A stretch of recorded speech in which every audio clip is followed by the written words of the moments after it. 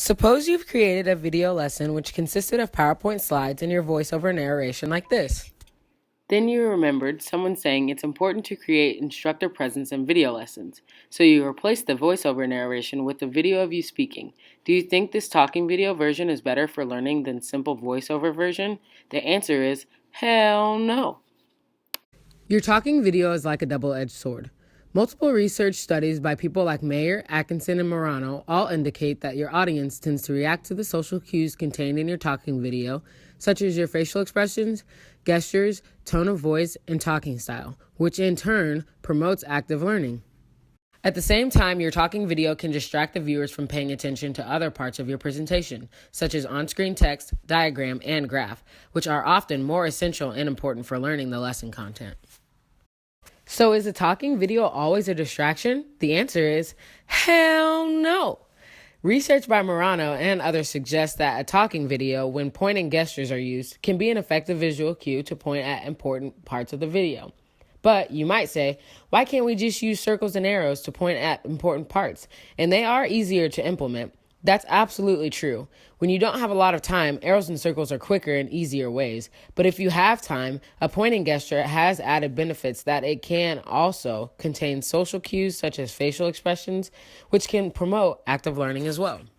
Considering all that, there are only two occasions or ways in which a talking video should be added to a video lesson. One is when adding a talking video doesn't interfere with the other parts of the video, especially when you can't think of any good visuals to present that go along with what you're saying. Should you just show nothing? Hell no! Show yourself in the video and tap into the effect of social responses. The other occasion or ways in which a talking video should be added to a video lesson is when you want to point at important parts of the video like this. When a talking video is used in this way, it does not distract viewers from the important elements in the video. In fact, it acts as a visual cue to emphasize important parts of the video. Of course, implementing this takes more time and effort than simply using circles and arrows, so you need to weigh time you have and the learning outcomes. If you search typical video lessons on the web, you will find narrated PowerPoints with no presenter images like this, narrated PowerPoint with a static photo of the presenter, and PowerPoint narrated by a video of the presenter like this. Which do you think is the best presentation format of the three? Research suggests that adding a static picture of a presenter like this, does not promote learning. It can even create a distraction.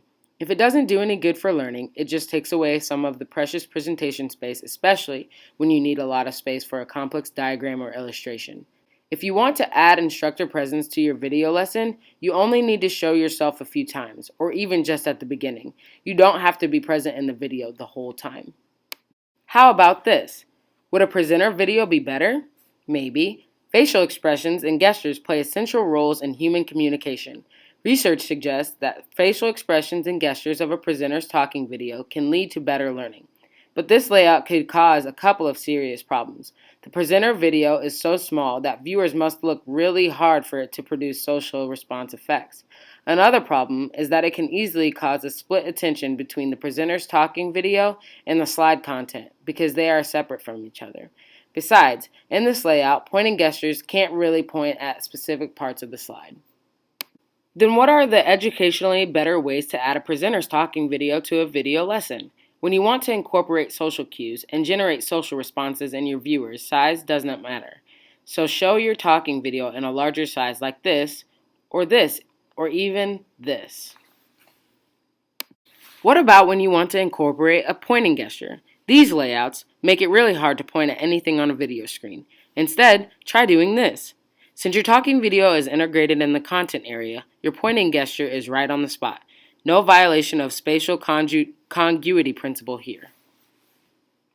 So I encourage you to incorporate your talking video in your video lessons, but do it in the right way.